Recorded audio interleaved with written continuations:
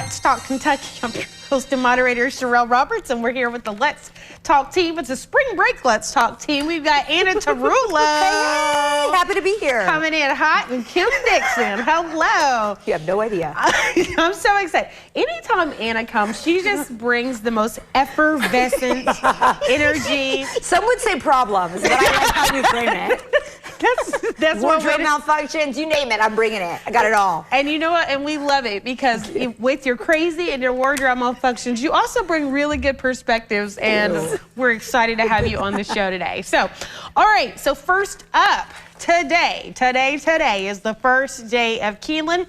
And the first race actually kicks off in about half an hour. So if you are thinking about heading over to Keeneland, you have a few minutes to get out there. Don't worry if you miss the first race. People go to Keeneland to do all kinds of things, right? Yeah. Look at the clothes.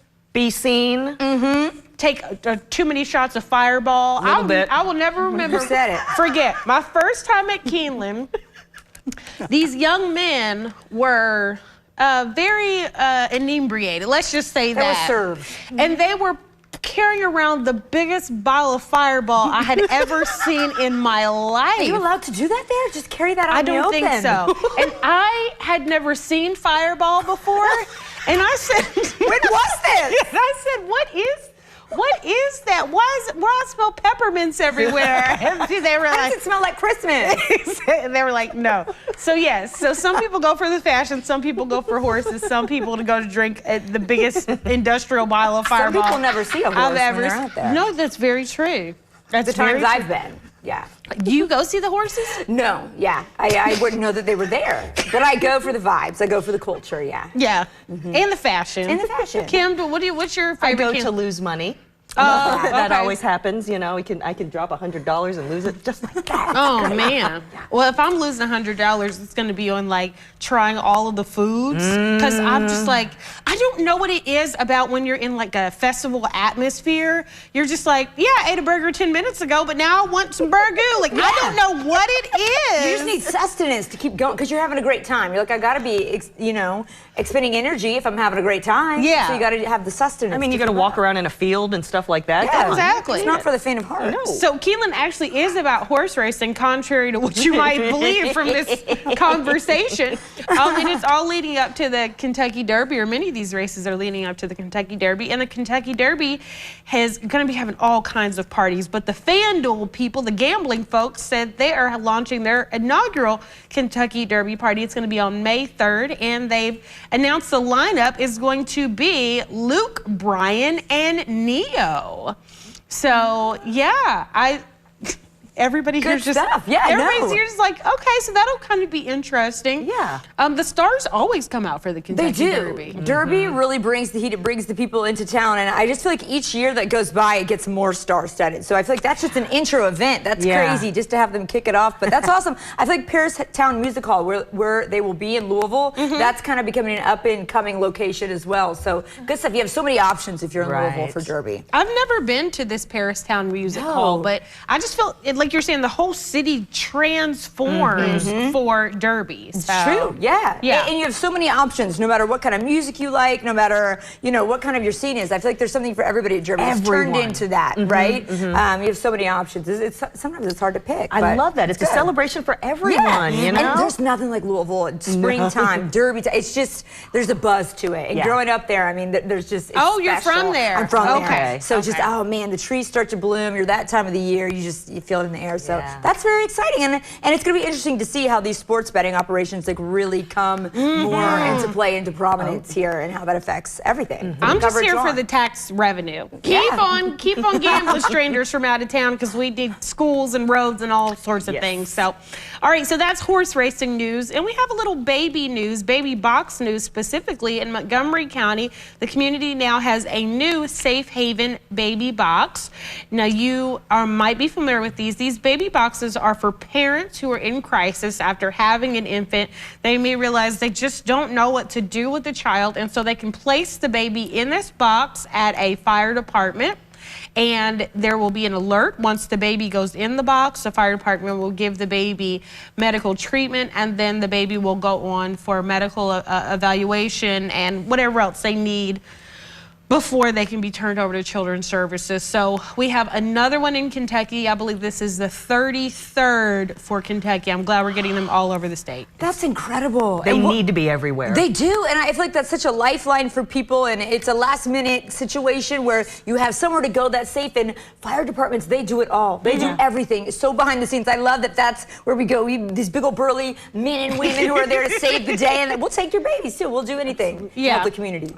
It's wonderful. It is a great thing. So now Mount Sterling and Danville got one just several months ago. So good stuff for people who are in a crisis situation. All right, everybody, stay with us. Coming up after the break, we'll talk about our eclipse plans because Monday is the day. Stay with us.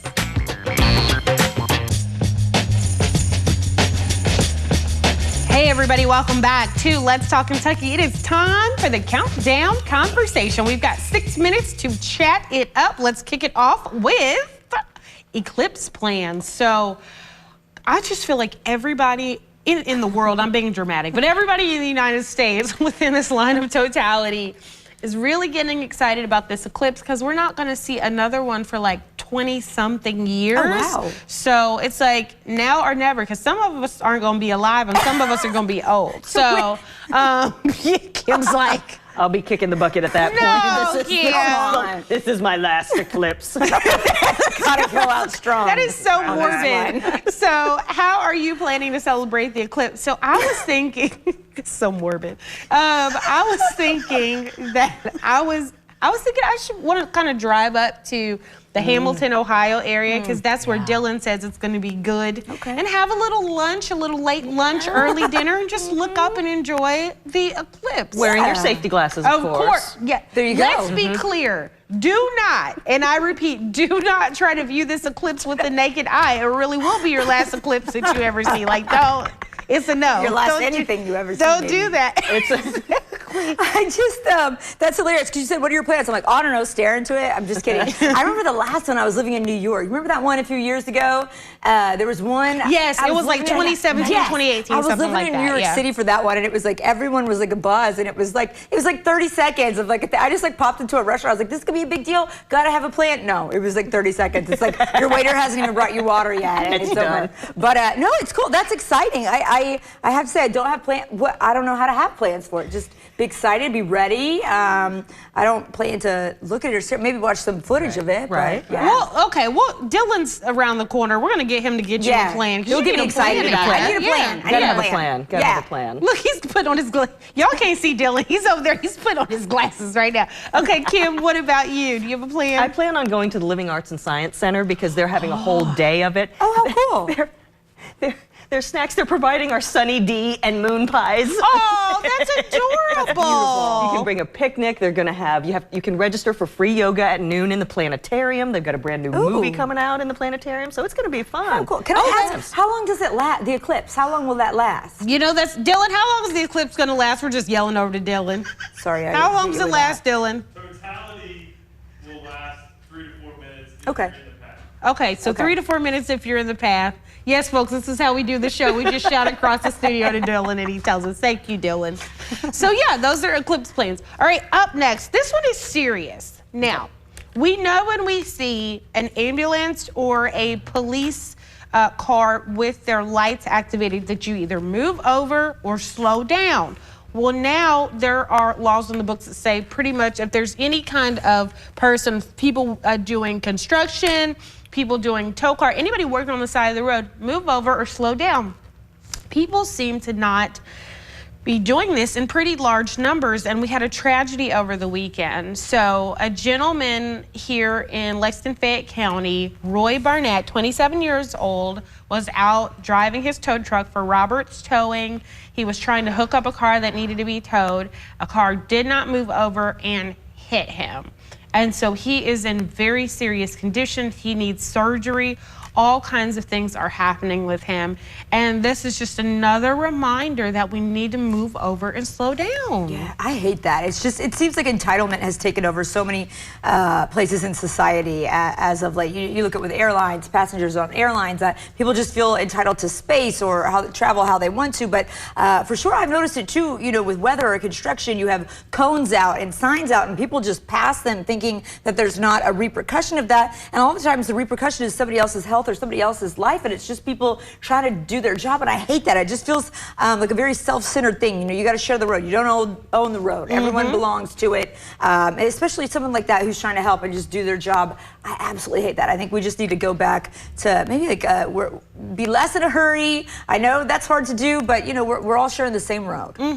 I mean, it might take you a little longer, 2 minutes longer, 1 minute longer to get where you need to go. Deal with it. It's just the way it has to be. We all have to work together on the road, because if you get in a wreck, you're either not coming back at all or you're going to be really late to work. Yeah, Yeah. exactly. And I think, Anna really sums it up. It comes down to respect. So you all please, I hate that we have to have a reminder like this, but let's use it as a reminder. Move over, slow down.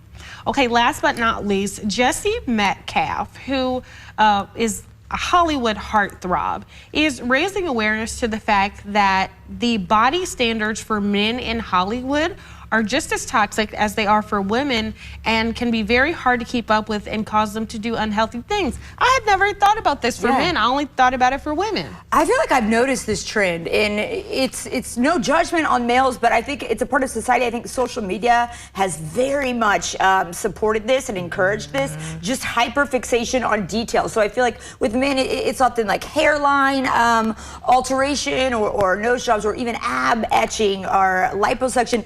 There's nothing wrong with that, but it's just interesting that I feel like the standards are becoming the same for men and women. Everyone to be a perfect prototype, a perfect, a perfect specimen, and that's hard. Nobody can live up to that. So interesting to see how that will play out, just even in men and women dynamics with each other and judgment between the two genders. Yeah. It just breaks my heart that these kinds of things are happening, and people are turning to altering their bodies.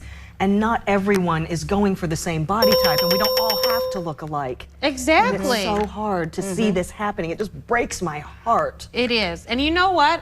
I like a dad bod. Yeah. I'm gonna go on the record and say I like a dad bod. too. So do not feel like you have to be Mr. Abs, because dad bods are in.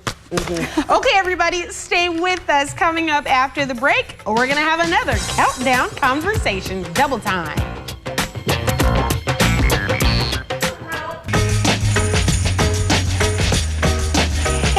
Welcome back to the show. It's time for our second countdown conversation. We never stop talking during the break, so we're ready to get right into it. Okay, let's put 6 minutes on the clock.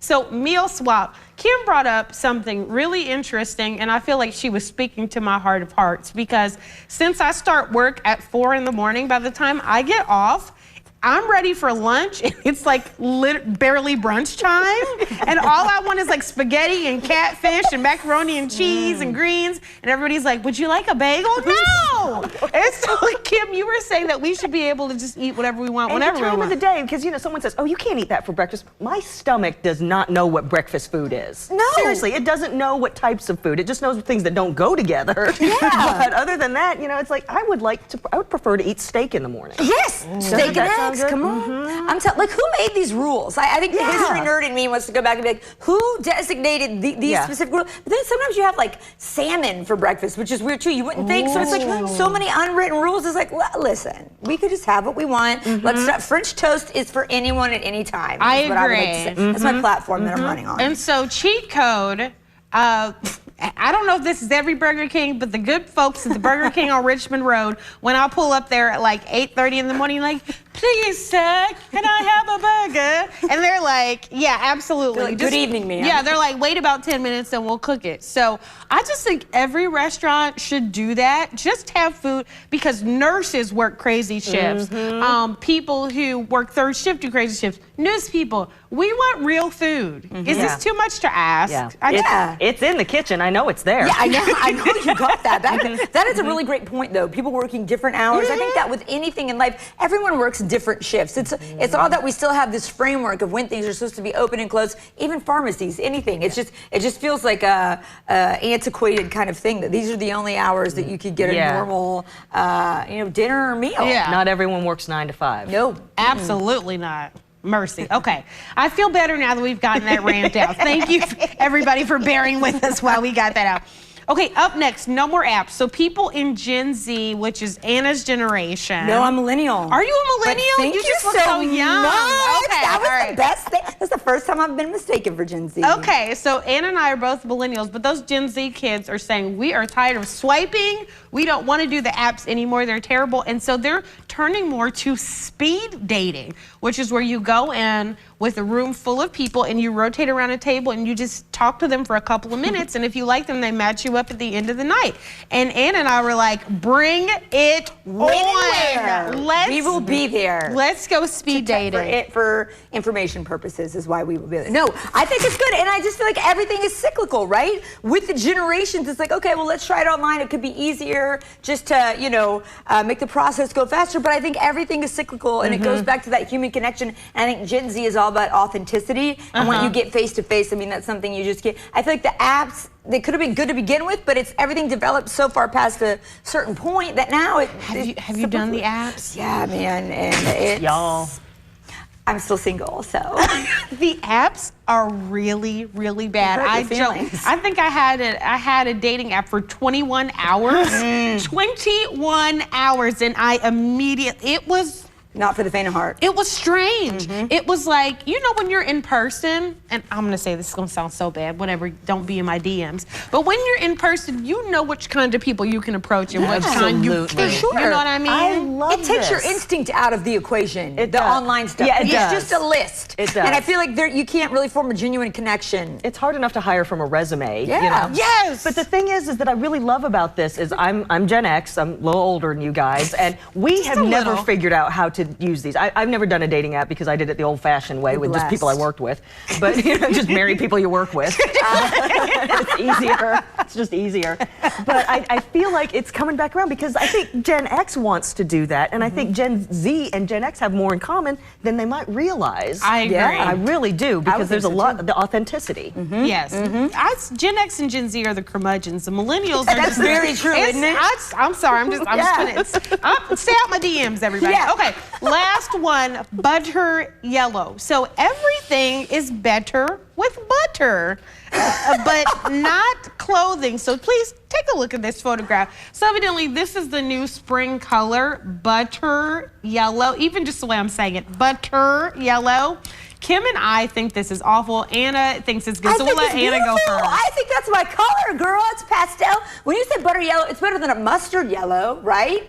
No? You see, maybe it just has to do with, your color wheel. Yeah. What looks good on you, maybe? Yeah. I don't know, but see, I like that color. It's light, it's airy, it's good be TV color. I don't know. Oh, Kim. It is not the color for East Asians. It's really not, you all. It's really not. I wear that, I'm gonna look nude, Yeah. Oh, I'm gonna that's look true. topless. Yeah. Or like I'm not wearing pants if I wear Yeah. those leggings. What did you say? It looks like a light bulb? I would look like a light bulb.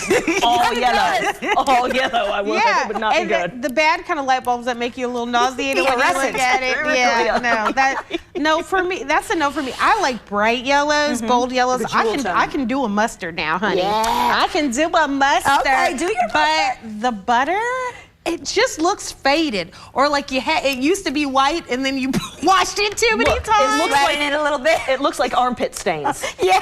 It's like you're wearing solid armpit stain. You're all I need to rethink my whole wardrobe now. I almost wore that color today. So I'm glad that would have been fun. Yeah, so butter yellow is in. If you're looking for a new color, that's it. But after we've talked about it, you probably won't want to try it. But anyways, that's what's think you should go hot for on the it. runway, I guess. Anyway, I don't know. All right, everybody stay with us. Coming up after the break, we are going to highlight a very incredible woman we're talking about.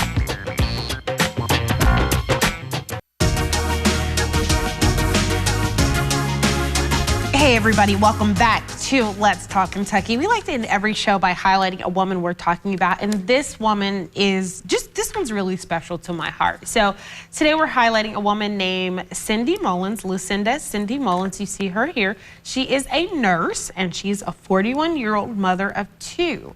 So she had her legs and arms amputated after she suffered from an infected kidney stone back in December.